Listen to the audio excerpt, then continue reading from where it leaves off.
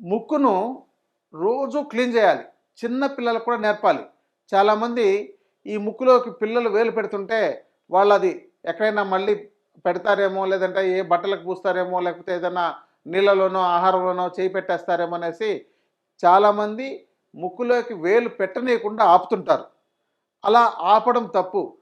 పిల్లలైనా సరే, పెద్దవాళ్ళైనా సరే రోజు స్నానం చేసేటప్పుడు ముక్కులోకి ఈ 2 ముక్కుల్లోకి వేలు పెట్టి ఇలా పెట్టి మొత్తం ఇలా మొత్తం మనకెలా అంటే ఈ లోపల ఉన్న మధ్యలో ఉండే ఇలా మొత్తం లోపలికి ఫింగర్ పెట్టి ఆ మధ్యలో ఉండే దాన్ని నొక్కుతూ ఈ యొక్క ముక్కుని క్లీన్ చేయాలి.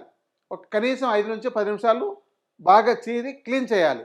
చాలామంది ఇలా చేయకుండా పోవడం వల్లనే ఆ ముక్కులో బ్యాక్టీరియా, వైరస్ లాంటివన్నీ ఇంకా లోపలికి చేరుకొని సైనస్‌ల్లో పేరుకుపోయి ఈ సైనసైటిస్, అలర్జిక్ రైనైటిస్ వచ్చే అవకాశాలు ఉన్నాయి కాబట్టి ముక్కును తప్పనిసరిగా కఫం లేకుండా క్లీన్ చేయండి.